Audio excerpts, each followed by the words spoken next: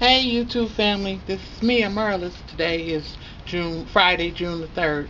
I'm just making a quick video today updating my doctor's appointment. Also, I have two non-scale victories today. But first, I want to give honor to God from Him, all my blessings flow. I'm going to start off by talking about my non-scale victories. First non-scale victory was I went to Denny's the other day, and you know how the waitress says, "Oh, would you like a table or a booth?"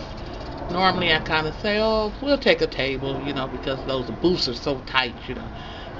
So today, I don't know, something like a little voice says in my ear says, "Oh, take a booth, take a booth." So I said, "Oh, okay, we'll take a booth today."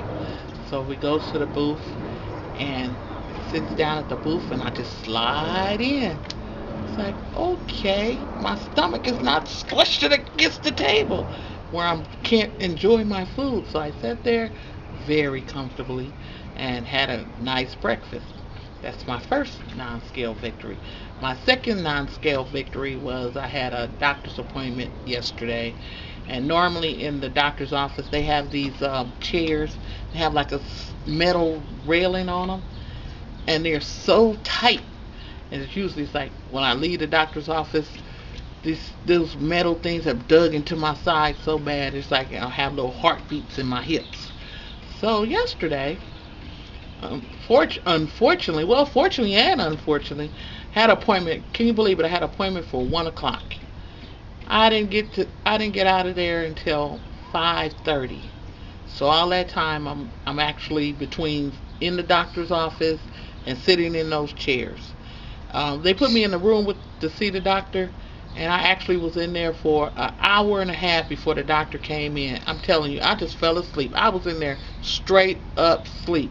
When the man came in the room, like to scare me for a minute, I didn't know where I was. He had left me in there for so long. So that's my second non-scale victory. But I want to hear this funny thing. So finally the doctor comes in, and the nurse comes in, and she weighs me. So I get on the scale, and I had gained 5 pounds. And I'm like, oh, no, no, there's no way I've gained 5 pounds. I'm not even claiming this. I said, there's something wrong with your scales. I literally made that nurse take me around to a scale until I finally found my proper weight. Because I know that I hadn't gained no 5 pounds. Because I'm not taking this lightly. I'm not cheating, and I'm not doing, but I just was not going to walk out of there with a 5 pound gain. I'm telling you, you guys need to calibrate your scale. So finally we get to a scale that weighed me properly, and I left out of there happy. But I wasn't leaving out of there with a 5 pound gain, because for me, I'm trying to get this surgery in August, and that's like right around the corner, and I still need to lose 15 pounds. So I don't have time to be checking around and checking around. I need to, be on my job. But, not making excuses. I do have somewhat of a problem in losing weight, because I have hypothyroidism, but I have the worst end of hypothyroidism. Mine is that they found that what happens with my brain, with mine, is so severe until my body stays in the starvation mode. And I got diagnosed at 27 with hypothyroidism with my first child.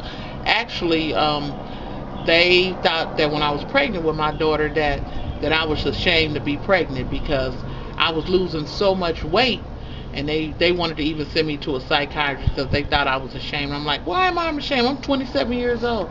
But then they decided to check my thyroid, and what happened was the thyroid actually woke up when I was pregnant, and it went into overdrive.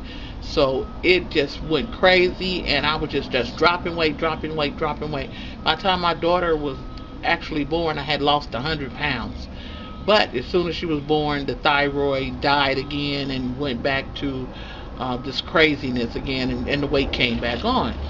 But so it hinders it a little bit on me, trying to lose weight, but I don't use that as an excuse. That's not going to be my excuse. That's, but I'm just, letting you know my history, because I'm not even going into the surgery like thinking like others, like, oh, I'm going to lose 20 pounds in, a month or whatever. That might not be the same for me. I'm going into it like, still with, I'm going to lose the weight, but it's going to be like slower than some other people. But I'm already have my mind set that I know that, with my condition, that it's going to be a little more problem, because it's, this has been my history since I've been 27, that, it really doesn't work properly.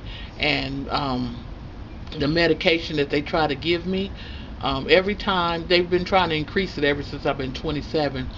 But what happens is when they try to increase the medicine to take my brain out of the starvation mode, that it's just horrible. At night, I feel like my heart, I can literally hear my heart just beating on the outside of my body, and my tongue just feels like it weighs like 30 pounds in my mouth, and I can barely talk.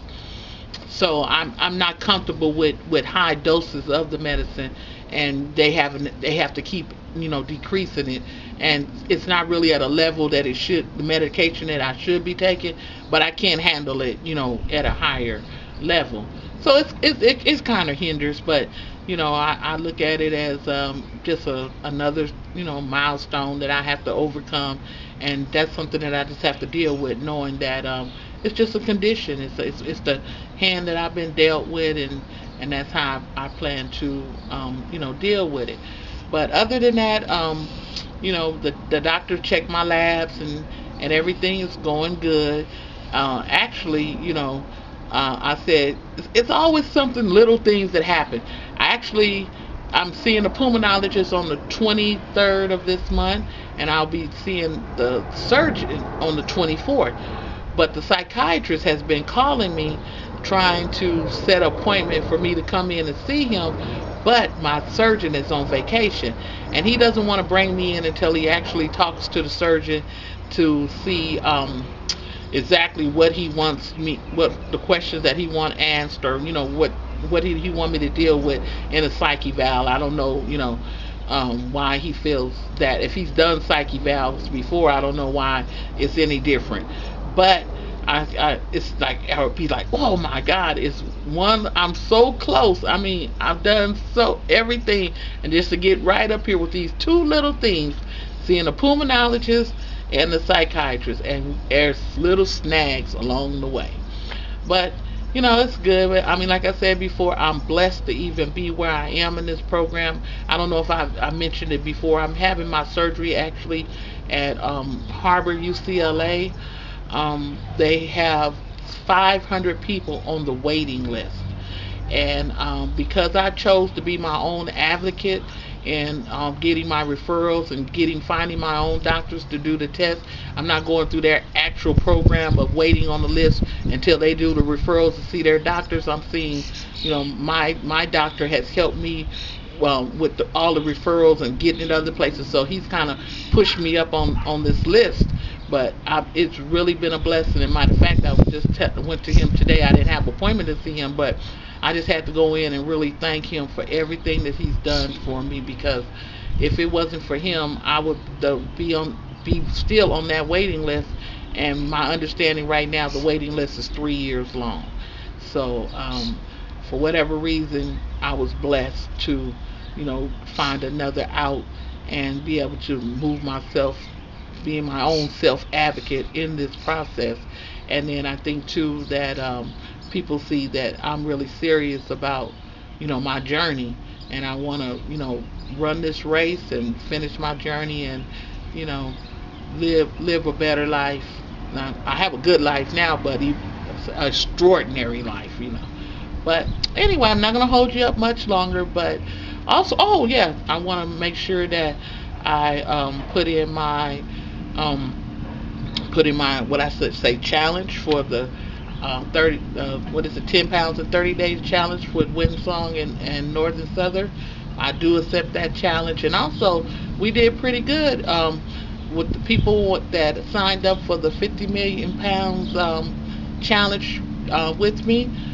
We charted over 300 pounds last month. That's extraordinary. There were some people that didn't get a chance yet to go and even put in the pounds that they've lost. So I'm sure that we might have logged maybe close to 500 pounds if everybody goes in and put in their pounds. But I want to thank everybody for participating and keep on going into the website. Those who have been putting in their pounds, because we want to just keep it going and see if we can get up into the at least the 10th place, the top 10. We went from 120 to 51. So if everybody put in their pounds, and let's keep chugging at it, and maybe we can get there.